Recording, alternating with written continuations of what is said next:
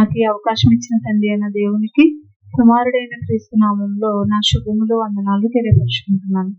చిన్న ప్రార్థన చేసుకుందాం. ప్రేమ కనికరము గల మా ప్రియ పరలోకపు తండ్రి, మీ ఘనమైన పరిశుద్ధమైన మహోన్నతమైన నామమునకు వందనాలు, స్తుతులు, స్తోత్రములు చెల్లించుకుంటున్నాం నాయన. ఈ రాత్రికాల ఆరాధనలో తండ్రి మీరు మాతో ఉన్నారు నాయన. ఇదిగో తండ్రి, కూడి ఉన్న ప్రతి ఒక్క బిడ్డను దీవించండి, ఆశీర్వదించండి. ఇంకా రావాలనుకున్న పిల్లల్ని తండ్రి మీ పరిశుద్ధాత్మ ప్రేరణ చేత మీ సన్నిధిలోకి నడిపించమని వేడుకుంటున్నాము నాయన. మీ మాటలు చెప్పడానికి ఇక్కడ నిలబడి ఉన్నాము తండ్రి. ఇదిగో నాయన, మీ పరిశుద్ధాత్మ సహాయాన్ని నాకు అనుగ్రహించి మా ఆత్మీయ జీవితాలకు అవసరమైన సంగతులను మాకు నేర్పించమని, విన్న ప్రతి మాటను బట్టి తండ్రి మా జీవితాల్లో వాటిని అన్వయించుకుని మీకు ఇష్టమైన పిల్లలుగా మేము బ్రతికే ధన్యతను ప్రసాదించమని యేసుక్రీస్తు వారి పేరట ఈ ప్రార్థన అడిగి వేడుకుంటున్నాము తండ్రి, ఆమేన్. మరి ఒకసారి అందరికీ వందనాలమ్మా. మరి మనవారు చెప్పుకున్న మాటలేంటి? బాల్య దశ గురించి చెప్పుకున్నాం కదా. మరి ఈ రోజు కూడా బాల్య దశకు మొదటి భాగంగా బాల్య దశ గురించి చెప్పుకున్నాం. అలాగే రెండవ భాగంగా యవ్వన దశ గురించి ఈ రోజు మాట్లాడుకున్నాం. ఇంకా 2 దశలు ఉన్నాయి, నడిప్రాయము, వృద్ధాప్యము. అవి కూడా మనం త్వరలో మాట్లాడుకున్నాము. అయితే యవ్వన దశ గురించి ఈ రోజు మాట్లాడుకోవాల్సిన సందర్భం ఆలోచిద్దాం. బాల్య దశను ముగించుకుని ఆ బాల్య దశలో ఎలా ఉంటారు అంటే నేర్చుకునే స్థితిలో ఉంటారు. అవునా? బాల్య దశలో నేర్చుకునే స్థితి ఉంటుంది. అలాగే యవ్వన దశ వచ్చేసరికి యవ్వన దశలో ఎలా ఉంటారు అని మనం ఆలోచిస్తే పని చేసే సామర్థ్యాన్ని కలిగి ఉంటారు. యవ్వన దశ అంటే మన అందరికీ తెలుసు. యవ్వన దశలో ఎక్కువగా బలముగా ధైర్యంగా దేన్నైనా ఎదుర్కోవటానికి కానీ ఏ పని చేయటానికి కానీ మంచి సామర్థ్యాన్ని కలిగి ఉంటారు యవ్వనస్తులు. మరి యవ్వన దశలో దేవునికి అనుకూలంగా ప్రతి మనిషి కూడా మారాలి అంటే పునాది ఎక్కడ పడాలని చెప్పుకున్నాం? మనం బాల్య దశలో పడాలని చెప్పుకున్నాం. బాల్య దశలో గట్టిగా పునాది వారి మీద వేస్తే గనక దేవుని జ్ఞానంలో మనం యవ్వన దశలోకి వచ్చిన తర్వాత కూడా మన పరిస్థితి ఎలా ఉంటది? మన పునాది బలంగానే ఉంటది తప్ప దాని నుండి ఎవ్వరు కూడా తొలగిపోరు అన్న సందర్భాన్ని మనం గమనించాలి. అయితే యవ్వన కాలము అనేది కూడా చాలా ప్రాముఖ్యమైనది దేవునికి. బాల్య దశ ప్రాముఖ్యమైనది, అలాగే యవ్వన దశ కూడా చాలా ప్రాముఖ్యమైనది, ప్రధానమైనది. అయితే యవ్వన దశలో పిల్లలు ఎలా ఉంటారు, యవ్వన దశలోకి వచ్చిన బిడ్డలు ఎలా ఉంటారు అని మనం ఆలోచిస్తే ఒక మాటను చూద్దాం. విలాప వాక్యముల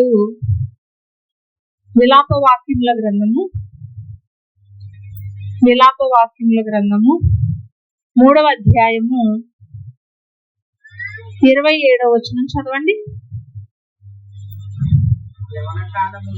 యవ్వన కాలమున కాడి మోయుట నరునికి మేలు, అతని మీద దానిని మోపిన వాడు యెహోవాయే. చాలమ్మ. ఏమంటున్నారు ఇక్కడ? యవ్వన కాలమున కాడి మోయుట నరునికి మేలు అంటే బాల్య దశను దాటుకుని యవ్వన దశలోకి అడుగు పెడుతున్నాము అంటే దేవుడు ఆయన పనికి ఆహ్వానించుకుంటున్నారు యవ్వనస్తుల్ని. వృద్ధాప్యంలో ఎలాగూ చేయలేరు, బాల్య దశలో నేర్చుకోవటం తప్ప తండ్రి పని చేయలేరు. అలాగే యవ్వన దశలో దేవుడు ఎందుకు ఆహ్వానిస్తున్నారు అంటే ఏ పని చెయ్యాలి అన్నా యవ్వన దశ అనేది దేవునికి చాలా ప్రధానమైనది అని జ్ఞాపకం పెట్టుకోవాలి మీరందరూ. మరొకసారి చదువుదాం. యవ్వన కాలమున కాడి మోయుట నరునికి మేలు, అతని మీద దానిని మోపిన వాడు ఎవరట? యెహోవాయే. తండ్రి అయిన దేవుడు యవ్వనస్తులని ఏమని మాట్లాడుతున్నారు అంటే యవ్వన కాలంలో కాడి మోయుట ఆ యవ్వనస్తుడికి మేలు అని దేవుడు మాట్లాడుతున్నారు. యవ్వనంలో దేవుని కాడి మోయటం ఏంటి అని మనం ఆలోచిస్తే ఆయన పని భారాన్ని మన మీద దేవుడు పెడుతున్నారు, యవ్వనస్తుల మీద పెడుతున్నారు. ఆ యవ్వనస్తులు ఖచ్చితంగా ఎలా బ్రతకాలట? దేవునికి ఇష్ట ప్రకారంగా బ్రతకాలి అని ఆ కింద మాట్లాడుతూ అతని మీద దానిని మోపిన వాడు యెహోవాయే. దేవుడే మోపుతున్నారట. ఆయన పనిని అప్పగించడానికి తన పిల్లల్ని ఏర్పరచుకుంటున్నారు. కానీ ఈ రోజుల్లో మనం యవనస్తుల గురించి ఆలోచిస్తే ఎలా ఉంటున్నారో ఆలోచించండి. బాల్య దశ నుంచి కూడా పిల్లలకి సరైన పునాది పడకపోవడం వలన యవ్వన దశలోకి వచ్చిన తరువాత వారి పరిస్థితి ఎలా ఉంటుంది, వారు ఎంత దారుణమైన స్థితిలోకి వెళ్ళిపోతున్నారో మనం ఆలోచించాలి.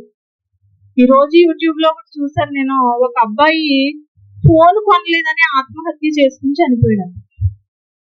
తండ్రి ఫోన్ కొనలేదని, నా దగ్గర డబ్బులు లేవురా నాయన, డబ్బులు వచ్చిన తర్వాత కొంటాను, ఇప్పుడైతే డబ్బులు లేవంటే నాకు ఇప్పుడే కావాలని మారం పెట్టుకుని కూర్చున్నాడట. అయితే మరి నా దగ్గర డబ్బులు లేవు, ఎందుకు అలాగా ఇబ్బంది పెడుతున్నావు నన్ను అని కొంచెం గట్టిగా అరిచేసరికి ఆ యవ్వనస్తుడు ఊరేసుకుని చనిపోయాడట. చూసారా ఎలా ఉందో? ఆత్మహత్యలు ఎందుకు జరుగుతున్నాయి, వేటికి జరుగుతున్నాయి అంటే వారికి సరైన పునాది బాల్యంలో వేయకపోవటం వలన యవ్వనస్తుడిగా ఉన్న ఆ బిడ్డ తన జీవితాన్ని నిలదొక్కుకోలేకపోతున్నాడు. చిన్న చిన్న వాటికి జీవితం విలువ తెలుసుంటే కనుక చనిపోడు కదా. జీవితం విలువ తెలిస్తే ఆత్మహత్య చేసుకోడు. కానీ తండ్రి కొనమన్న దాన్ని కొనను అన్నారు అని, తర్వాత కొంటాను అని వాయిదా వేసినందుకు ఆత్మహత్య చేసుకుని తన జీవితాన్ని ముగించుకున్నాడు. అంటే యవనస్తులు ఎలాంటి ఆలోచనలతో ఉంటున్నారో మనం ఆలోచించాలి. ఇంకొకటి కూడా ఉంది, ఏంటది? ఉమ్మడి వరంలో 8 మంది మునిగిపోయి చనిపోయారంట. ఈత కోసం వెళ్ళారట. ఎవరో తెలుసా? యువకులు. అందరూ కూడా 17, 18, 20 సంవత్సరాల లోపు పిల్లలట.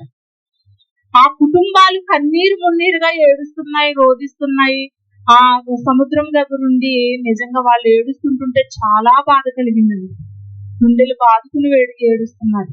ఒకే ఇంట్లో ఇద్దరిద్దరు అలా చనిపోయారు. 11 మంది వెళితే 8 మంది గల్లంతైపోయారట. ఈ రోజు ఉదయం నుంచి అదే న్యూస్. ఏదో ఒక పెళ్లికి వెళ్ళారట. పెళ్లి దగ్గర నుంచి ఫ్రెండ్స్ అందరూ కలిసి ఆ గోదావరికి ఈదడానికి వెళ్ళారంట. అక్కడికి వెళ్ళిన తర్వాత వాళ్ళ పరిస్థితి ఏంటి? ఒకరిని కాపాడబోయి ఒకళ్ళు 8 మంది కూడా కొట్టుకుని పోయారు. 8 మంది కూడా చనిపోయారు.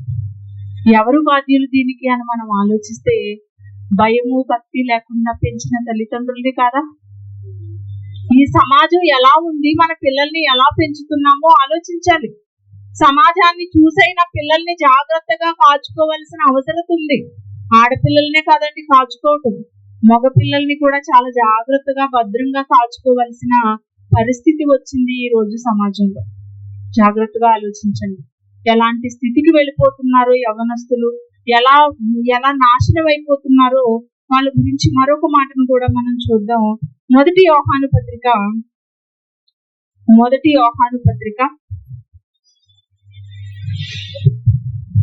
2వ అధ్యాయము. మొదటి యోహాను పత్రిక 2వ అధ్యాయము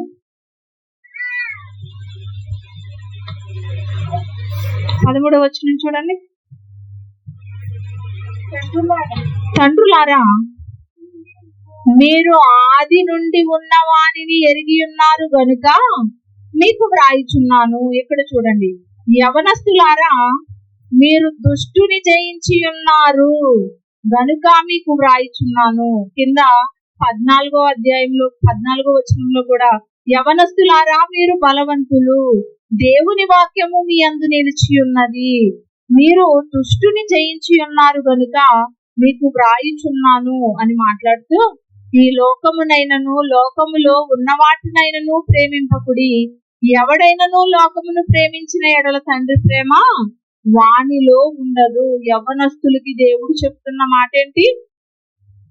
దుష్టుని జయించి ఉన్నారట. అంటే దేవునికి ఎంత ప్రధానమైనదో యవన దశ, దుష్టునికి కూడా అంతే ప్రధానమైనది. దేవుడేమో తన పనిలోకి ఆహ్వానించడానికి యవన దశను కోరుకుంటే, దుష్టుడు ఏం చేస్తాడు? దేవుని పనిలో నుంచి బయటకు లాగేయటానికి దుష్టుడు కోరుకుంటాడు యవన దశని. మనం ఏం చేస్తాము? దేవుని ఆలోచన తెలిసి కూడా మనం దుష్టుని సంబంధిగా మారిపోతున్నాము. అంటే దేవుడంటే, ఆయన పని అంటే, ఆయన మాట అంటే మనకి నిర్లక్ష్యం, లెక్కలేనితనం, ఇష్టం లేకుండా ఉండటం. దేవుని పట్ల ఎంత దారుణమైన స్థితిలోకి మనిషి వెళ్ళిపోతున్నాడు, యవనస్తుడు ఎలాంటి స్థితిలో ఉంటున్నాడో మనం ఆలోచించాలి. ఎలా ఉంటున్నారు యవనస్తులు? చూస్తున్నారా? మీరు చూస్తున్నారా? వాళ్ళు టీవీ లేకపోతే ఉండలేదు, సెల్ ఫోన్ లేకపోతే ఉండలేదు, లేకపోతే వీడియో గేమ్స్ లేకపోతే ఉండలేరు, బయటకు ఫ్రెండ్స్ తో వెళ్లకుండా ఉండలేరు. ఎలాంటి సిచ్యువేషన్స్ చూడండి. ఈ రోజు మా ఇంటి దగ్గర ఒక ఆమె ఉన్నారు. ఆమె ఉదయం నుంచి సాయంత్రం వరకు కాలేజీలోనే ఉంటున్నావు కదరా, మరి మా సాయంత్రం అయ్యేటప్పటికి పేరెంట్స్ మా దగ్గరకు వస్తున్నారు, మరలా వెళ్ళిపోతున్నావు ఫ్రెండ్స్ తోటి, ఇంకా మాతో ఉండేది ఏది అని అడుగుతుంటుంటే, అదిగో ఫ్రెండ్స్ తో తిరగనివ్వట్లేదు, మాకు ఫ్రీడమ్ ఇవ్వట్లేదు అని అలిగి భోజనం తినడం మానేశాడు. చూసారా? ఇంక ఉన్నంతసేపు ఫ్రెండ్స్ తోనేనా? మరి తల్లిదండ్రులతో ఉండే పరిస్థితి లేదా? ఎలా మారిపోతున్నారు నిజంగానండి. దైవ భక్తిలో పెంచిన పిల్లలను బట్టి తల్లిదండ్రులు చాలా అదృష్టవంతులు. అలా దైవ భక్తిలో పెరగకపోతే గనక పిల్లలు అంత దురదృష్టకరమైన తల్లిదండ్రులు ఇంకెక్కడ ఉండరండి. అలాంటి సిచ్యువేషన్స్ వచ్చినాయి ఈ రోజు. యవనస్తులు ఎలా ఉండాలో, దేవునికి ఎంత ఇష్టమైన దశ అది, ఎంత ప్రధానమైనదో తెలిసి కూడా మనం దేవుని కోసం పెంచకపోతే ఆ బిడ్డలు ఏమైపోతారో అన్న ఆలోచన కూడా మనం కలిగి ఉండటం లేదు. అంటే ఆలోచించండి మన స్థితి ఎలా ఉందో. మన పిల్లల్ని చేతులారా మనమేమో నాశనం చేసేసుకుంటున్నాం, చేతులారా మనమే పాడు చేస్తున్నాం. ఏ రంగానికైనా యవన దశ అనేది చాలా ప్రధానమైనది, అవునా కదండి? సినిమాలు తీయాలంటే ఎవరిని కోరుకుంటారు? హీరోగా హీరోయిన్స్ గా ఎవరిని కోరుకుంటారు? యవనస్తులనే కదా. 20, 25, 30 సంవత్సరాల లోపు వారిని హీరో హీరోయిన్ గా సెలెక్ట్ చేసుకుంటారు. అంటే ఒక మూవీస్ తీయాలి అంటే యవన దశ అనేది చాలా ప్రధానమైనది. అలాగే సినిమా రాజకీయ రంగాలలోకి వెళ్తే అక్కడ ఎవరుంటారు? అక్కడ యవనస్తులే. ఎందుకు యవనస్తుల్ని ఎన్నుకుంటారు అంటే అక్కడ ఎలాంటి పరిస్థితులు ఉంటాయి? ఏదైనా అవతల పార్టీ నుంచి గొడవలు వస్తే మనం ముందే వెళ్ళిపోవాలి, మనల్ని చూసి భయపడి వాళ్ళు పారిపోవాలి. అందుకని రాజకీయ నాయకులు కూడా యవనస్తుల్నే కోరుకుంటారు.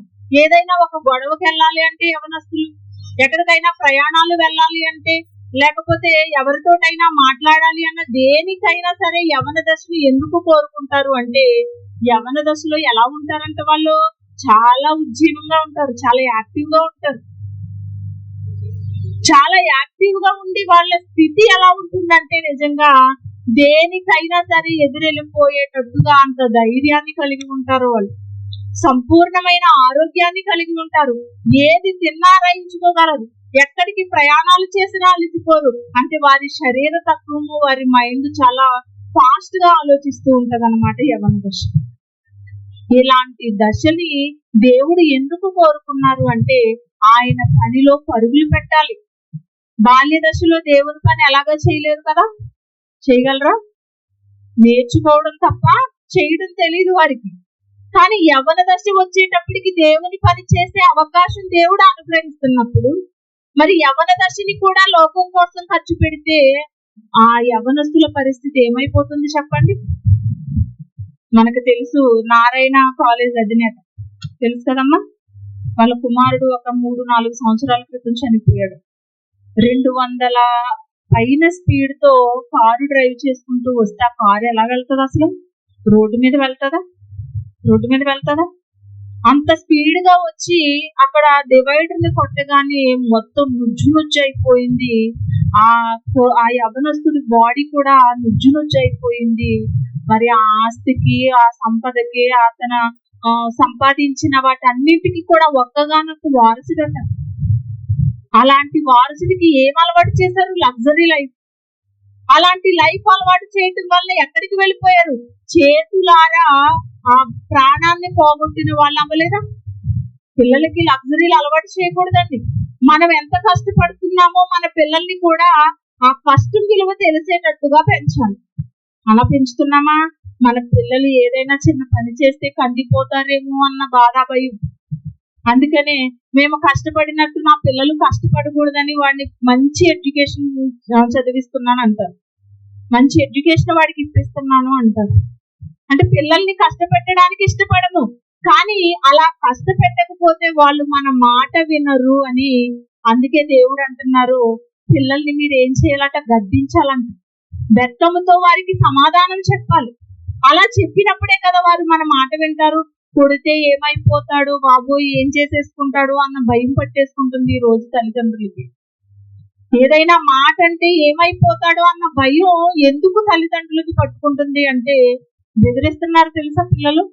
నన్ను ఏదన్నా అంటే నేను చచ్చిపోతాను, నాకు ఏది కొనివ్వకపోతే నేను చచ్చిపోతాను అని ఇలా బెదిరిస్తున్నారు పిల్లల్ని. ఏదన్నా అనడానికైనా భయం అవుతుంది.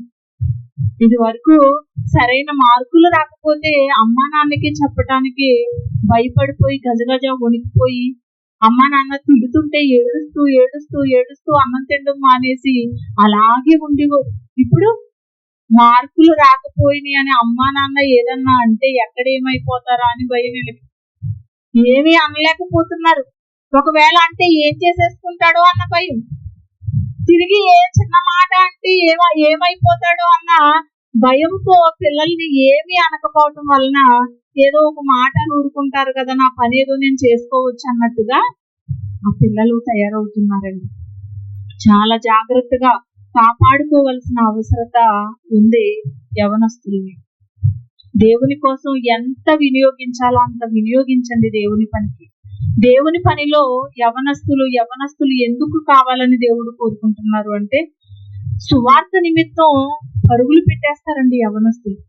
దేవుడు అర్థమైతే, దేవుని ఎడల భయభక్తులు ఉంటే, ఆయన యందు విశ్వాసం ఉంటే పరుగులు పెడతారు. చాలా గొప్పగా అర్థం చేసుకోగలరు దేవుణ్ణి యవనస్తులు. వాళ్ళ మైండ్ చాలా షార్ప్ గా పనిచేస్తూ ఉంటది. ఏదైనా సరే త్వరగా పట్టుకోగలరు. అలాంటి దశను అదిగో దుష్టుడు ఏం చేస్తున్నాడు అంటే పాడు చేసేస్తున్నాడు ఆ దశను. దుష్ట సంబంధమైన క్రియలు ఎలా ఉంటున్నాయండి? పిల్లలు ఎలా ఉంటున్నారు? యవన పిల్లలు డ్రగ్స్ కి బానిసలైపోతున్నారు, తాగుడికి బానిసలైపోతున్నారు, మద్యాన్ని సేవించడానికి, అలాగే సిగరెట్స్ అవన్నీ కాల్చడానికి ఎలా పాడైపోతున్నారో. ఇంకా స్త్రీల గురించి చెప్తామా? పురుషులు ఒక్కటే అనుకుంటున్నారు యవనస్తులు అంటే మేము కూడా ఎందులోని తీసుకోలేదు అన్నట్టుగా యవన స్త్రీలు ఉంటున్నారు. అవునా కదా?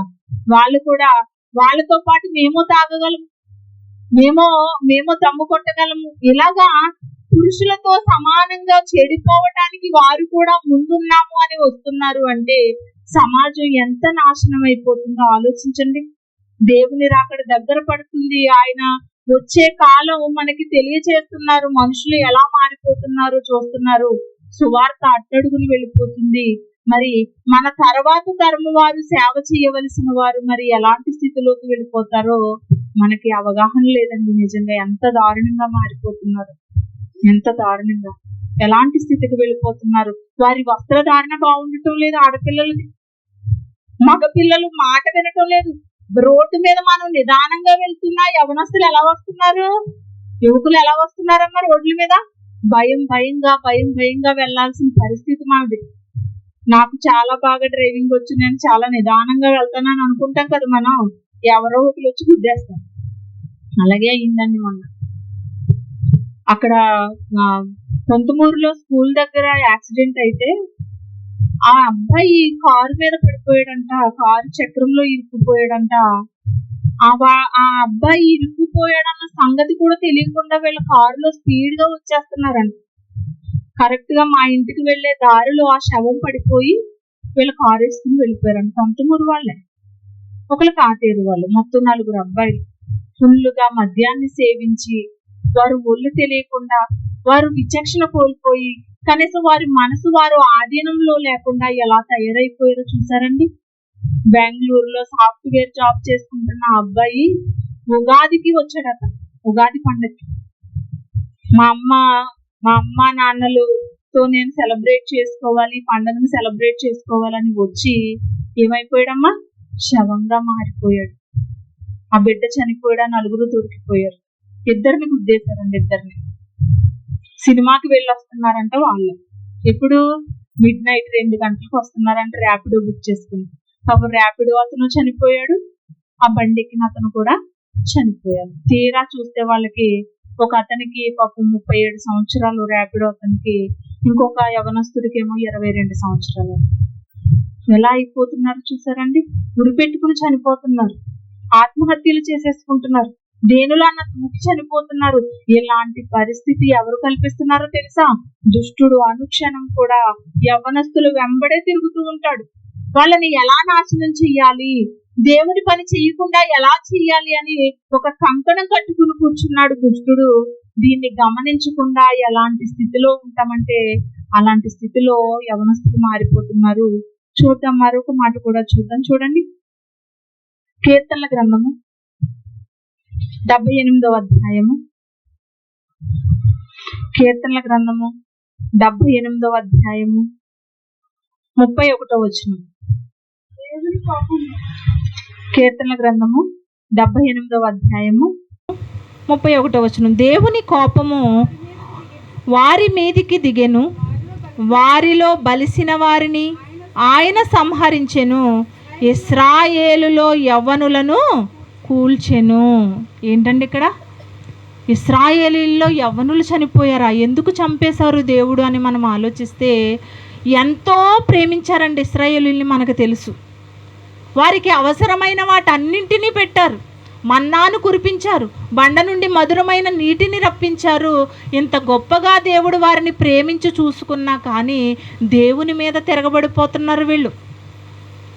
దేవుని మీద తిరుగుబాటు చేస్తూ, అతనికి వ్యతిరేకమైన పనులు చేస్తూ, దేవుడు అసహ్యించుకునే కార్యక్రమాలు చేస్తూ ఉండటం వలన దేవుడు తట్టుకోలేకపోయారు. ఎవరిని చంపేశారట? వారిలో బలిసిన వారిని ఆయన సంహరించెను, ఇశ్రాయేలులో యవ్వనులను కూడా కూల్చేశారంట. వారు కూడా చచ్చిపోయారండి, యవ్వనస్తులు కూడా. ఎందుకో తెలుసా? యవ్వన దశ ఉన్నది దేవుని కోసం. అలాంటి దేవుని కోసం ఉన్న ఆ దశను దేవుని కోసం వినియోగించకుండా నీ ఇష్టానుసారమైన బ్రతుకును నువ్వు బ్రతికితే నాకు అవసరం లేదు కదా. ఆనాడు ఇశ్రాయేలీల్ని చంపినట్టుగా ఈనాడు యవనస్తులుగా ఉన్నవారు, యువకులుగా ఉన్నవారు ఏమీ అవ్వటం లేదు. వారు ఎంత దుర్మార్గమైన పనులు చేస్తున్న వాళ్ళకి ఏం కావట్లేదు అనుకుంటున్నాం కదా. ఎందుకో తెలుసా? వాళ్ళకు ఉంది, ముందుంది. ఇంకా ఎంత దారుణమైన స్థితికి వెళ్ళిపోతారో. ఏదో ఒక రోజున చనిపోయిన తరువాత వాళ్ళ స్థితి ఎక్కడికి వెళ్ళిపోతుందో దేవుడు పరిశుద్ధ గ్రంథంలో వ్రాయించారు. కానీ ఇవన్నీ ఏమీ పట్టించుకోకుండా ఎందుకు బ్రతుకుతున్నారో తెలియకుండా బ్రతుకుతున్నారు యవ్వనస్తులు. దేవునికి వినియోగింపబడవలసిన వారు దుష్టుని సంబంధులుగా మారిపోతుంటే పరలోకంలో ఉన్న దేవుడు ఎంత వేదన చెందుతారో వీరిని బట్టి ఆలోచించండి. కనీసం లోకస్తులు అలా ఉన్నప్పటికీ కూడా మన గురించి ఆలోచిద్దాం, మన బిడ్డల గురించి ఆలోచిద్దాం. వారు బాల్య దశలో ఎలా ఉన్నారు, నేర్చుకునేవారుగా ఉన్నారు, అన్నీ నేర్పించారా? అలాగే యవ్వన దశకి వచ్చిన తరువాత మన పిల్లలు ఎలా ఉంటున్నారో కనీసం మన పిల్లల్ని మనమైనా సరిచూసుకోవాలి. దేవునిలో ఒక అర్హమైన పాత్రలుగా దేవుని పనికి విడిచిపెట్టాలి మన పిల్లల్ని. ఎక్కడికైనా ప్రార్థనకు వెళ్తున్నారంటే చాలామంది పేరెంట్స్ పిల్లల్ని వెళ్ళనివ్వరు. కానీ ఫ్రెండ్స్తో బయటికి వెళ్తున్నామంటే వెళ్ళనిస్తారు ఖచ్చితంగా. ముందంటారు, తిడతారు, వద్దురా ఫ్రెండ్స్తో తిరగొద్దు అంటారు. మరలా తర్వాత ఏం చేస్తారు? సర్లేడు మొహం పక్కకెట్టేశాడు, అన్నం తినడం మానేస్తాడు, లేదంటే కోపగించి కూర్చున్నాడు, సర్లే వెళ్ళి తొందరగా వచ్చాయని మరలా ఒప్పేసుకుంటారు. అదే ప్రార్థనకి వెళ్ళొద్దంటే వాడు తొందరగానే మానేస్తాడు, మనం కూడా చాలా ఫాస్ట్గా చెప్తాం. ఎన్నిసార్లు వెళ్తావు? వారం వెళ్తున్నాం కదా ఆదివారం దేవుని సన్నిధికి. ప్రతిరోజు దేవుని పనిలో ఉండాలంటే ఇంక ఇంట్లో ఎవరు పనులు చేయరేంటి? ఇలాగే మాట్లాడుకుంటాం మన పిల్లలతో మనం. కానీ దేవుని పని చేస్తున్నారు అంటే చాలా అదృష్టంగా ఫీల్ అవ్వాలండి. మన పిల్లల్ని మనమే పాడు చేసుకుంటున్నాం దేవునికి ఇష్టలుగా ఉంచకుండా. మన పిల్లల్ని మనమే అన్యాయంగా నరకానికి అప్పగించేసుకుంటున్నాం. ఇది ఎవరూ కూడా గమనించడం లేదు. చూడండి మరొక మాట, 2 తిమోతీలకు వ్రాసిన పత్రిక, తిమోతీలకు వ్రాసిన 2వ పత్రిక, అపోస్తలుడైన పౌలు తిమోతికి లేఖ రాస్తూ మాట్లాడుతున్నారు. 2 తిమోతీలకు వ్రాసిన పత్రిక 2వ అధ్యాయము 22వ వచనం చూడండి. నీవు యవనేచ్ఛల నుండి పారిపొమ్ము, పవిత్ర హృదయులై ప్రభువునకు ప్రార్థన చేయి వారితో కూడా నీతిని, విశ్వాసమును, ప్రేమను, సమాధానమును వెంటాడుము. చాలా ఏమంటున్నారు ఇక్కడ? నీవు యవనేచ్ఛల నుండి పారిపొమ్ము అంటున్నారు. అంటే యవనేచ్ఛల్ని విడిచిపెట్టి పారిపోమంటున్నారు పౌలు గారు. అయితే పారిపోయే సందర్భాలు మనకి ఏం గుర్తున్నాయి చెప్పండి? ఎవరున్నారు యవనస్తులు? యోసేపు గారు ఉన్నారు. యవ్వనేచ్ఛల నుండి పారిపోయినందుకు ఐగుప్తు దేశానికి ప్రధానిగా అయిపోయారు యోసేపు గారు, తెలుసా? యవనేచ్ఛల నుండి పారిపోయారు. ఎలాంటి స్థితి ఉంది ఆయనకి? పాపం చేసే అవకాశం ఉంది, తప్పు చేసే అవకాశం ఉంది. ఆయన తప్పు చేసినా ఎవరు అడిగేవాళ్ళు లేరు. అలాంటిది తండ్రి భయం లేదు, తల్లి భయం లేదు, సహోదరుల భయం లేదు, ఎవరి భయము లేనప్పుడు కూడా అతని నీతిని ఎంత గొప్పగా కాపాడుకున్నాడో ఆలోచించండి. బిడ్డల్ని అలా పెంచాలండి. నిజంగానే ఎక్కువ రోజులు లేరు యాకోబు గారి దగ్గర యోసేపు గారు, అయినప్పటికీ కూడా ఎంత గొప్పగా అతని క్యారెక్టర్ని కాపాడుకున్నారో ఆలోచించాలి మనం. ఎంత గొప్పగా కాపాడుకున్నారండి. యవనేచ్ఛల నుండి పారిపొమ్ము అని ఇక్కడ తిమోతి గారికి రాస్తూ చెప్తున్నారు కదా పౌలు గారు. మరి యోసేపు గారు ఏం చేశారో చూద్దాం. చూడండి, ఆదికాండము 39వ అధ్యాయము, ఆదికాండము 39వ అధ్యాయము 12వ వచనం చూడండి. ఆదికాండం 39వ అధ్యాయము 12వ వచనం. అప్పుడు ఆమె అతని వస్త్రము పట్టుకొని తనతో శయనించుమని చెప్పగా అతడు తన వస్త్రమును ఆమె చేతిలో విడిచిపెట్టి తప్పించుకొని బయటికి పారిపోయెను. ఎక్కడికి పారిపోయాడమ్మా? యవనేచ్ఛలు అంటే ఆ యవ్వనంలో ఉన్న ఇష్టాలు, కోరికలు, అలాంటి వాటి నుండి అతను బయటికి పారిపోయారట. ఆ తరువాత వచ్చే ప్రమాదం కూడా తెలుసు ఆయనకి.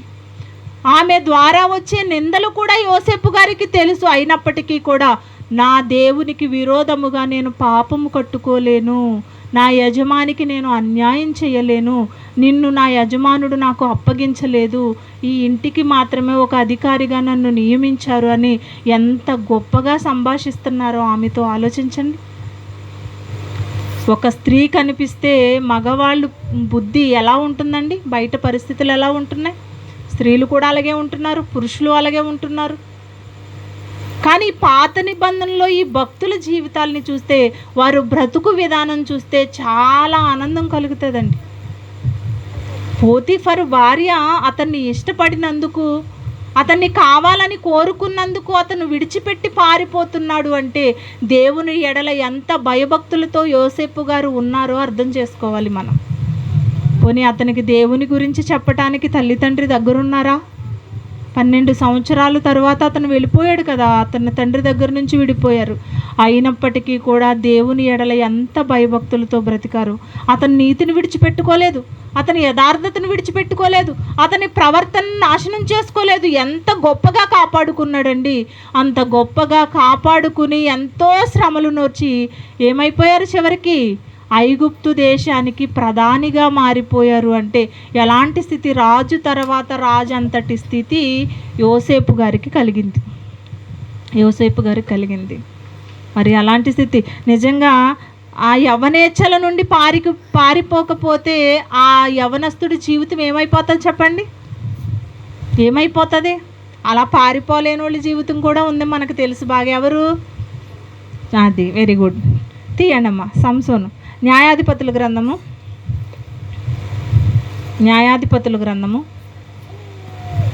16వ అధ్యాయము 20వ వచనం.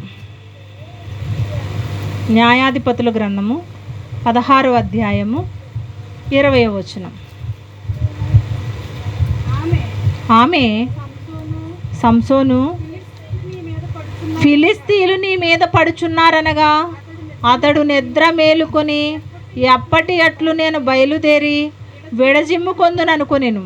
అయితే యెహోవా తనను ఎడబాసెనని అతనికి తెలియలేదు. ఎలాంటి స్థితికి వెళ్ళిపోయారండి? నిజంగా దేవుడు పట్టుకొని ఉన్నారండి సంసోను గారిని, పట్టుకొని ఉన్నారు. అతను ఏ స్థితిలో ఎలా ఉన్నప్పటికీ కూడా యవనస్తుడుగా ఉండేంత వరకు కూడా ఫిలిస్తీన్లు శత్రు దేశాలని గడగడలాడించేసిన సంసోను స్థితి ఏమైపోయింది? వాళ్ళు బంధించడానికి వచ్చేసరికి మొత్తం పిల్లిలా మారిపోయారండి. అతను గాడిద దవడ ఎముకతో 1000 మందిని చంపేశారు, మట్టి కరిపించారు సంసోను గారు. గాడిద దవడ ఎముకతో పొలాల్ని తగలబెట్టేశారండి సంసోను గారే. అతనుకున్న బలంతో ఎలాంటి బలాన్ని కలిగి ఉన్నాడో, ఎలాంటి ధైర్యాన్ని కలిగి ఉన్నాడో తెలుసు మనకి. అంత బాలాఢ్యుడైన సంసోను ఫిలిస్తీయులు ఇనప సంకెళ్ళతో బంధించేసరికి అతను లొంగిపోయాడు. వారికి ఎందుకు లొంగిపోయాడు? అప్పటి వరకు అతనికి బలం ఉందనుకున్నారు, కానీ యవనస్తుడుగా ఉన్న అతనుకు దేవుడు తోడుగా ఉన్నారు. ఆయన బలం సంసోనుతో ఉంది అన్న సంగతి అతను గమనించుకోలేదు. ఎవరో లాలన చేసిన మాటలు, లాలన మాటలు చెబితే మారిపోతారా? అంతేనా మన భక్తి జీవితం? అంత అల్పమైనదా? అంత అల్పమైన భక్తి జీవితంలో ఉన్నాడు కాబట్టే సంసోను దేవుని మాటకి వ్యతిరేకంగా దేవుడు చెప్పొద్దు అన్న రహస్యాన్ని చెప్పారు. చేయకూడని పనులన్నీ చేసి ఏమైపోయారు? ఆయన ఫిలిస్తీయుల చేతిలో బందీగా మారిపోయారు. బందీగా మారిపోయారంటే చిన్న చిన్న ఇబ్బందులు పెట్టారండి ఆయన్ని. ఎలాంటి ఇబ్బందులు పెట్టారు ఆయన్ని? బ్రతికి ఉండగానే కళ్ళను పొడి చేశారండి. యవనస్తుడు ఆయన, ఒక యవనస్తుడుగా ఉన్న ఆయన కళ్ళను పొడి చేశారు. బ్రతికి ఉండగానే తిరుగట్టి రాయిని విసిరించారు. నిజంగా ఎంత శ్రమ పెట్టారో ఫిలిస్తీయులు. ఎందుకంటే దొరికారు కదా మరి ఈయన సంసోను గారు. ఎప్పుడు దొరుకుతాడా అని ఎదురు చూస్తారు ఫిలిస్తీయులు అందరూ కూడా. అంటే యవ్వనేచ్ఛల నుండి పారిపోనందుకు ఇతనికి కలిగిన నష్టం ఏంటంట? అతని జీవితాన్నే కోల్పోయారు. నిజంగా ఎలాంటి నష్టంలోకి వెళ్ళిపోయారో చూడండి. దేవుణ్ణి కోల్పోయారు, దేవుడు విడిచిపెట్టేశారు వారిని. అలాంటి స్థితిలోకి వెళ్ళిపోయినందుకు చివరిలో పశ్చాత్తాపం వచ్చిందండి ఆయనకి. కానీ అతనికి జీవితం ఉందా? చనిపోయారు. ఆ గాజా కోటను కూల్చే ఆ క్రమంలో సంసోను గారు కూడా అతని ప్రాణం విడిచినట్లుగా మనకి లేఖనాల్లో కనిపిస్తూ ఉంటుంది. యవనేచ్ఛల నుండి పారిపోయిన వ్యక్తి జీవితం ఎలా ఉంది? పారిపోకుండా యవనేచ్ఛలు కావాలని పరిగెట్టిన వారి పరిస్థితి ఎలా ఉందో మనం ఆలోచించాం కదా. మరొక మాటను కూడా చూసుకుందాం. తిమోతీలకు రాసిన మొదటి పత్రిక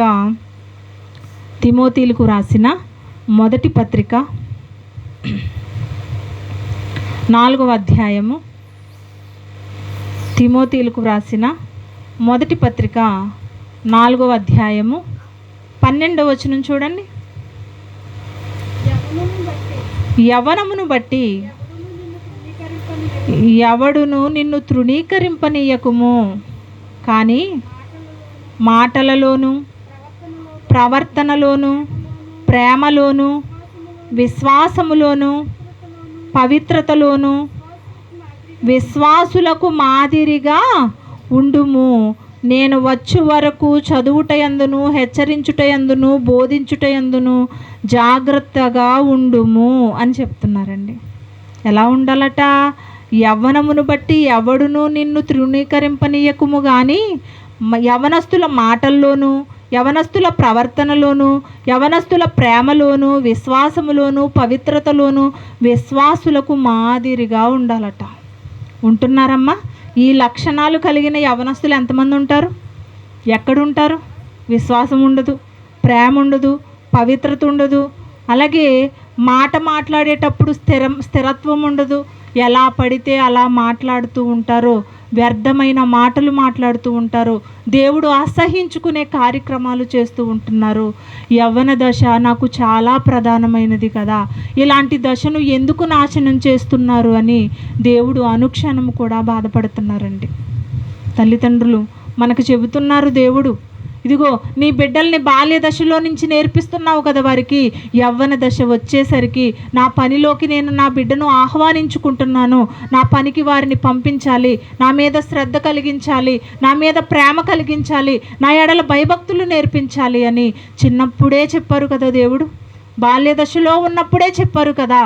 మరి అలా చెప్పినా కూడా వినకుండా ఎలా పెంచుతున్నామండి పిల్లల్ని? ఎలా పెంచుతున్నా? ఏది కావాలంటే అది ఇవ్వటమా? ఏది అడిగితే అది కొనివ్వటమా? తను కోరుకున్న ఏ కోరికను కూడా నిజంగా బిడ్డలు కోరుకునే కోరికలు తీర్చని ఆ తల్లిదండ్రులు ఏ తల్లిదండ్రులని అంటారు? అదేం తల్లిదండ్రులండి అంటారు. బిడ్డలు కోరుకునే కోరికలన్నీ తీర్చేస్తారు ఆ తల్లిదండ్రులు. వారికి అవసరమైనవి ఇవ్వాలి తప్ప అనవసరమైనవి కోరుకున్నప్పుడు వాటి అవసరత లేదు అని పిల్లలకు తెలియచెప్పాలి కదా. వాళ్ళు అడిగినదల్లా ఇస్తే అది ప్రేమ అనిపించుకోదు. వారిని నాశనం చేస్తున్నాం మనమే మన చేతులారా. యవనస్తులు ఎలాంటి పనుల్లో ఉంటున్నారు? ఒక దొంగతనం చేయాలంటే యవనస్తులకే సాధ్యమండి. చైన్ స్నాచర్స్ ఉంటారు. ఎవరుంటారు? ముసలోళ్ళు వెళ్తారా? వృద్ధాప్యంలో ఉన్నవారు వెళ్తారా? లేకపోతే చిన్నపిల్లలు వెళ్తారా? 7 సంవత్సరాలు 8 సంవత్సరాల పిల్లలు ఎవరుంటారు? మరి యువకులు చైన్ స్నాచర్స్ అంటారు.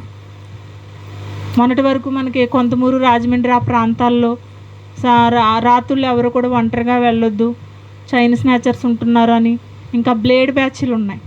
వాళ్ళెవరు? వాళ్ళు యువకులే. ఎలాంటి దశలో ఎలాంటివి కోరుకుంటున్నారో చూసారా? దేవుడు నా పిల్లలు ఎలా ఉండాలని దేవుడు కోరుకుంటుంటే, దుష్టుడు నా పిల్లలు ఇలాగే ఉండాలని కోరుకుంటుంది. అది నా పనిలో నా పిల్లలు ఉండాలని ఆయన ఆశపడుతున్నారు. నా పనిలో నా పిల్లలు ఉండాలి అని తండ్రి అయిన అపవాది ఉంది కదా, మన తండ్రి అయిన అపవాది దాని దురాశలు నెరవేర్చే పిల్లలుగా ఈరోజు మారిపోతున్నారు. అంటే తల్లిదండ్రులు పిల్లలకి భయం నేర్పించకపోవటం వలన, దేవుని ఎడల విశ్వాసం, ప్రేమ, భయభక్తులు ఇలాంటివి ఏమీ నేర్పించకపోవటం వలన దుష్టుడు బాగా వాడుకుంటున్నాడండి. దుష్టుడు వేసే అగ్ని బాణాలకు ఆహుతైపోతున్నారు. ఆర్పటం లేదు, వాటిని మనం ఆర్పట్లేదండి. అగ్ని బాణాలని ఆహుతైపోతున్నారు మన పిల్లలు. జాగ్రత్తగా ఆలోచించండి. ఏ తల్లైనా సరేనండి, బిడ్డలు యవన దశలోకి వచ్చేసరికి నా బిడ్డ నాకు ఆసరాగా ఉంటుంది అనుకుంటుంది తల్లి. అదే మగబిడ్డలైతే, ఇదిగో ఇంతవరకు నేను కష్టపడ్డాను కదా, నా బిడ్డ 4 రాళ్ళు సంపాదించి నన్ను కూర్చోబెట్టి పెంచుతాడు అని తండ్రి ఆశపడతాడు పిల్లల గురించి.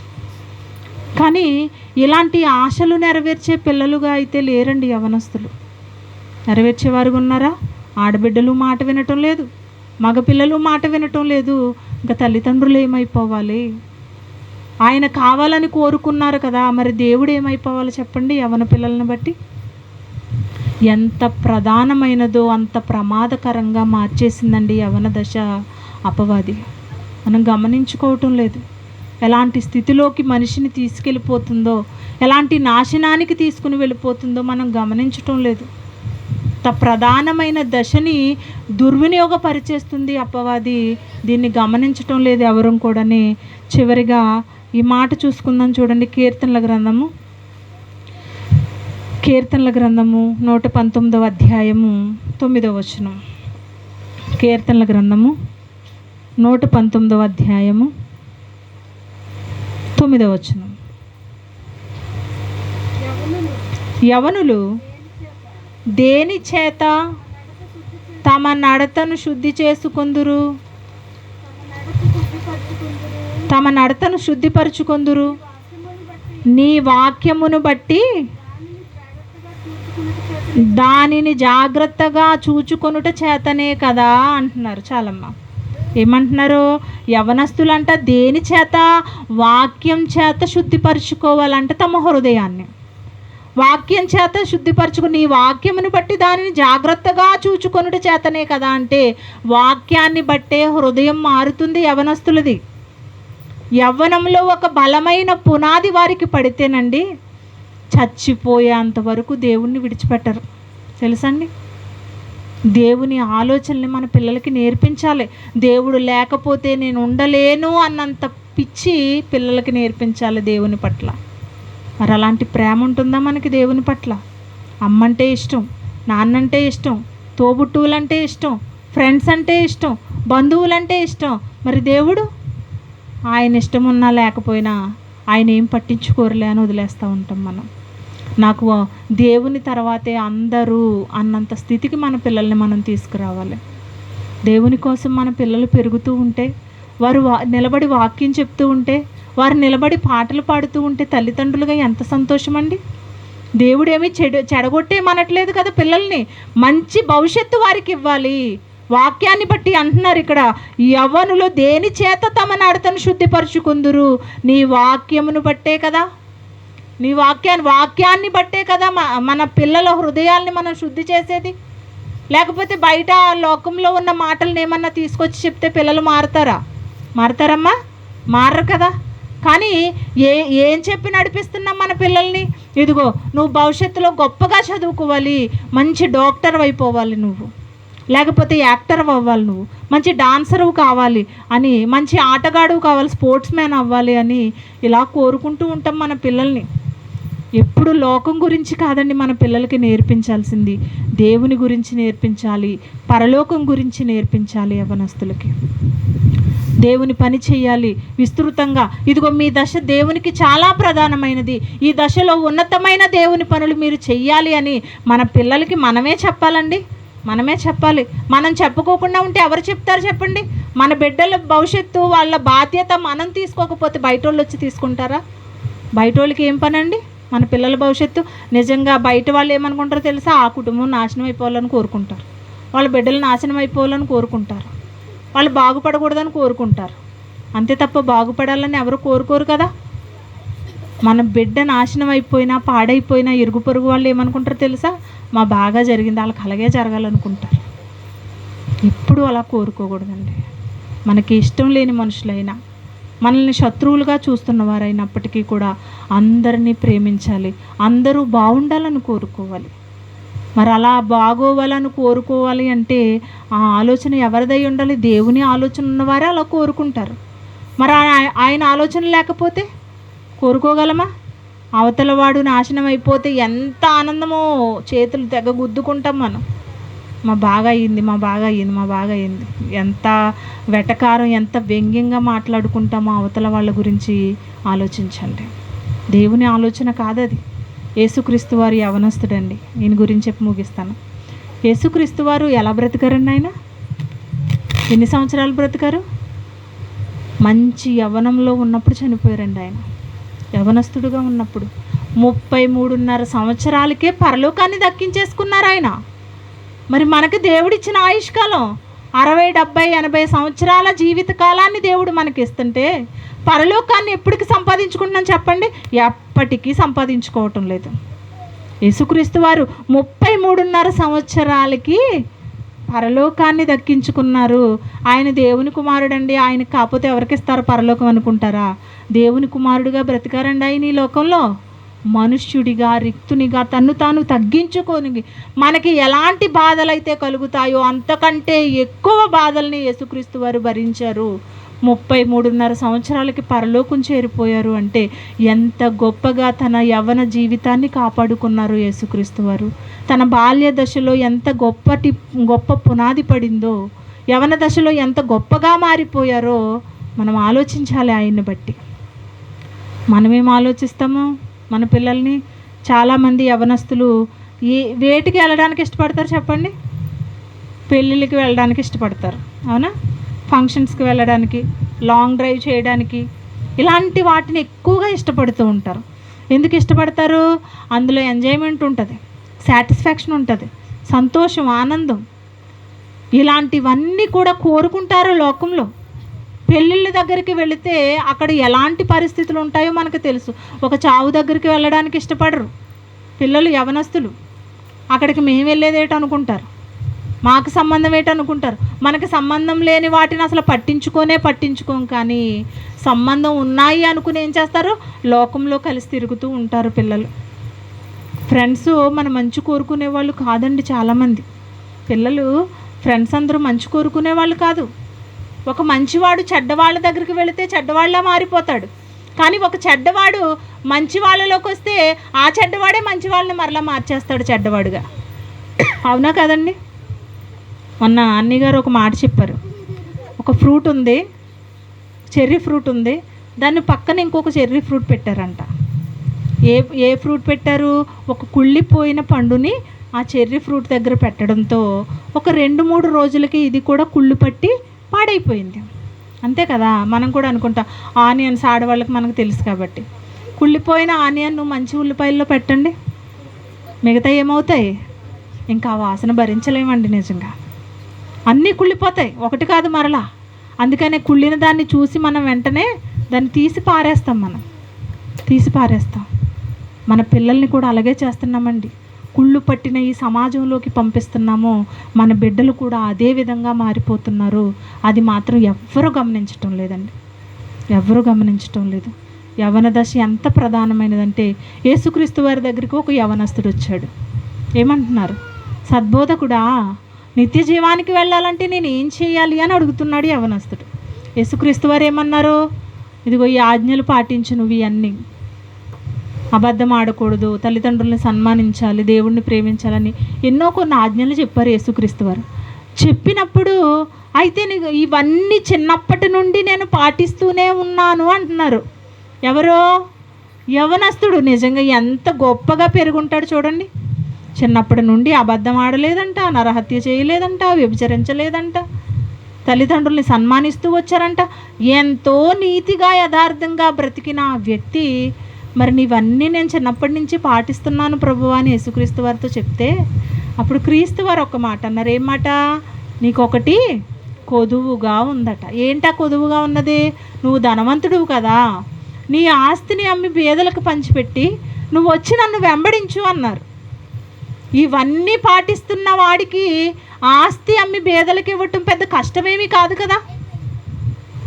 ఇంత నీతిగా యథార్థంగా అంత భయభక్తులతో విశ్వాసంగా పెరిగిన ఆ వ్యక్తి ఆస్తిని విడిచిపెట్టుకోవడం ఒక లెక్క. అన్నీ పాటిస్తున్నావు నిజమే, కానీ ఈ ఒక్కటి పాటించు నువ్వు పరలోకం వచ్చేస్తుంది అని అంటే, నిత్యజీవం వస్తుందంటే అది విడిచిపెట్టుకోలేక ధన వ్యామోహంతో ఏం చేశాడు అతను? మొహం చిన్నబుచ్చుకుని తల దించుకుని వెళ్ళిపోయాడు యవనస్తుడు. అంటే 99 మెట్లు ఎక్కేశాడండి పరలోకానికి వెళ్ళటానికి యవనస్తుడు. ఆ ఒక్క మెట్టు ఎక్కలేక 99 మెట్ల నుండి కూలిపోయాడు కిందకి. ఈరోజు మన పరిస్థితి కూడా అదేనండి. దేవుని కోసం ఉన్నతంగా బ్రతకాలనుకుంటాం. ప్రతి దినము కూడా ఆదివారం ఆరాధనకు వెళ్తూ ఉంటే ఇది ఇలా క్లాసులు వచ్చినప్పుడు క్లాసుల్లో కూర్చుంటూ ఉంటాం. ఎన్నో దేవుని మాటలు వింటాము. ఏదో ఒక ఇబ్బంది కలుగుతుంది మనకి. దాన్ని బట్టి మనం దేవుని సన్నిధిని మానేస్తూ ఉంటాం. మానకూడదండి దేవుని సన్నిధిలో గడిపితే ఆ వచ్చే ఆనందం మనం ఇంకా ఎన్ని కోట్లు పెట్టినా కొనలేనిది. పెళ్లి రోజు అయితే ఇంకొక సంవత్సరం వస్తుంది. పెళ్ళికి వెళ్ళకపోతే మరొక పెళ్లి రోజు వస్తుంది. పుట్టినరోజుకు వెళ్ళకపోతే మరొక పుట్టినరోజు వస్తుంది. ఈ రోజు వాక్యాన్ని మిస్ అయితే వచ్చే వారం ఈ వాక్యం దొరుకుతుందా? మనం అనుకుంటాం ఫోన్లు ఉన్నాయి కదండి, ఫోన్లో వినేస్తాం, లేకపోతే కెమెరాల్లో వింటాము, వీడియోస్ ఉంటాయి కదా అందులో వింటామని అనుకుంటాం. కానీ దగ్గరగా ఇలా మాట్లాడుకుంటే వచ్చే ఆత్మీయత మనకి ఫోన్లో చూస్తే రాదు. ఫీల్ అవ్వాలి, ఆయన మాటకి ఫీల్ అవ్వాలి. మరి ఆ ఫీలింగ్ లేకపోతే మనకి దేవుని మాట ఎలా అర్థమవుతుంది చెప్పండి? కాబట్టి దేవుని పనిని ఎవ్వరు కూడా నిర్లక్ష్యం చేయకూడదు. బాల్య దశ దేవునికి ఎంత ప్రధానమైనదో అలాగే యవ్వన దశ అంతకంటే ప్రధానమైనది దేవునికి. మరి ఇలాంటి యవ్వన దశను దేవునికి వినియోగిస్తున్నామా లేదా? మనం యవ్వన దశ నుంచి దాటిపోయామండి. మన పిల్లలు ఉన్నారు కదా, మన పిల్లల్ని యవ్వన దశలో దేవుని పనికి అప్పగించేయాలి. ఆయన కోరుకుంటున్నారు నాకు యవ్వన దశ కావాలి అని. ఆయన కోరుకుంటే ఆయనకు అప్పగించకుండా దుష్టుడు కోరుకుంటున్నాడు కదా అని వాడి చేతుల్లో పెడుతున్నాం మన పిల్లల్ని తీసుకెళ్ళి. మేము పెట్టట్లేదండి బాబు, మా పిల్లల్ని మేమెందుకు దుష్టుడికి అప్పగిస్తాం అనుకుంటున్నారా? వాళ్ళ ఇష్టాలని గౌరవించడమే మనం చేసే తప్పండి. వాళ్ళు కావాలని కోరుకుంటున్నవి వారికి సమకూర్చడమే మనం చేసిన తప్పు. దుష్టుడికి అప్పగించడం అది. వారి ఇష్టాలని మనం కాదు గౌరవించడం, మన ఇష్టానికి తగ్గట్టుగా చెయ్యాలి వాళ్ళు. మన ఇష్టానికి వ్యతిరేకంగా ఉండకూడదు వాళ్ళు. అలా మన పిల్లల్ని మనమే తర్ఫీదిచ్చుకోవాలి. అందుకే పిల్లలకి పేరెంట్సే తల్లిదండ్రులే టీచర్స్ అట. మరి టీచర్స్ అయినప్పుడు ఏం చెప్పాలి పిల్లలకి? ఒక పిల్లవాడి భవిష్యత్తు టీచర్ చేతిలో ఉన్నప్పుడు మన బిడ్డల భవిష్యత్తు మన చేతుల్లో లేదా? మన చేతుల్లో ఉన్నప్పుడు మన పిల్లల్ని మనం ఎలా పెంచాలి చెప్పండి?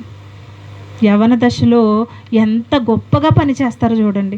ఏదైనా ఒక మీటింగ్ పెట్టారనుకో, స్టేజ్ బల్లలు మోస్తూ ఉంటారండి. పెద్ద పెద్ద స్టేజ్ బల్లలు ఒక్కలే మోసుకుని వెళ్ళిపోతూ ఉంటారు. ఎందుకని? ఆనందం. దేవుడు చూస్తారు, నేను చేసే పనిని దేవుడు చూస్తారు. కరపత్రికలు పంచిపెట్టడానికి వెళ్తారు, పరుగులు పెట్టేస్తూ ఉంటారు. మాకు సువార్త దండయాత్రలు జరిగితే పిల్లలందరూ వచ్చారు కూడా. పరుగులు పెట్టేసి ఇంటింటికి వెళ్ళి కరపత్రికలు పంచిపెట్టి అందరినీ ఒక చోట కూడబెట్టి సేవకులను తీసుకుని వెళ్ళి వాక్యం చెప్పిస్తూ ఉంటారు. పిల్లల్ని అలాగే పెంచాలండి. భక్తిపరంగా భక్తి భావాలతో మన బిడ్డల్ని పెంచితే రేపు మనం బాధపడాల్సిన అవసరం లేదు. ఈ దేహాన్ని విడిచిపెట్టి వెళ్ళిపోతున్నప్పుడు నా బిడ్డ నేను లేకపోయినా దేవుని కోసం ధైర్యంగా బతకగలడు, అనేక మందిని దేవునిలో నడిపించగలడు అన్న తృప్తితో మనం పోవాలండి. నిజంగా అంత తృప్తిగా మనం ఉండాలి.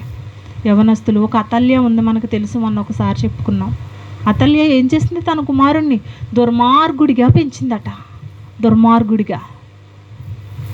పిల్లల్ని ఎవరైనా అలా పెంచుతారా అండి? అలా పెంచుతారా?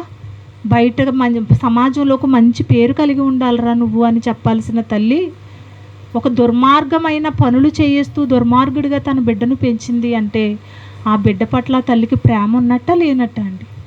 ఆమె పగను బిడ్డకి అప్పగిస్తారా? పిల్లల్ని ఎలా పెంచుతున్నారో ఆలోచించండి. యేసుక్రీస్తు వారు 33.5 సంవత్సరాలకే పరలోకాన్ని సంపాదించుకున్నారు కదా. మనం అనుకుంటాం మాకు చాలా జీవితం ఉంది కదా అనుకుంటాం. చాలా జీవితం ఉంది కదా, ఇంకా బ్రతుకుదాం. ఈ పాటికే మనం పరలోకానికి అర్హత సంపాదించుకునే వారంగా మారిపోవాలి. మరి పరలోకానికి అర్హతలు ఎంతమందికి వచ్చినాయో చేయి చూపించమంటే ఎవ్వరం ధైర్యం చేయలేమండి. నిజంగా చేయగలమా? ఎందుకు చేయలేం? దేవుని సన్నిధికి వస్తాం, దేవుని మాటలు వింటాం, ఆరాధనకు వెళుతూ ఉంటాం, పాటలు పాడుకుంటూ ఉంటాం, ప్రార్థన చేసుకుంటూ ఉంటాం. అయినా ఏదో భయం వెంటాడుతూ ఉంటుంది. మన పనులు మనం మానుకోవట్లేదు కదా. దేవుడి కంటే ఇష్టమైనవి నాకు చాలా ఉన్నాయి కదా, వాటన్నింటినీ ముందు పక్కన పెట్టేయాలి. దేవుని తర్వాతే నాకు ఏదైనా అన్న ఆలోచన రావాలి. ఒక హన్న తన కుమారుడిని ఎలా పెంచిందండి? సమూయేలు ప్రవక్త ఎంత గొప్పగా పెంచిందో చూడండి. ఒక తల్లి యోకేబేతు ఎలా పెంచింది మోషే గారిని. యవనస్తుడు ఎంత గొప్పగా బ్రతికి చూపించారండి. ఇశ్రాయేలీలు 20 లక్షల మందికి నాయకుడిగా చేసింది అంటే ఎంత గొప్పగా అతనికి తర్ఫీదునిచ్చిందో, ఎంత గొప్పగా పెంచిందో. అలాంటి వారిని మాదిరికరంగా చేసుకుని మన పిల్లల్ని యవనస్తులుగా ఉన్నప్పుడు దేవునికి మనం సమర్పించేసుకోవాలి. ఇంకా నా బిడ్డ దేవుని పనిలో పూర్తిగా ఉండాలి అన్న ఆలోచన మనకు వచ్చేయాలి. మన కోరికలు, మన ఆశలు ఏవైనా ఉన్నాయి అంటే అవి దేవునికి సంబంధించినవి తప్ప మరి ఏ ఆశలు కోరికలు కూడా ఉండకూడదండి. బాగా జ్ఞాపకం పెట్టుకోండి.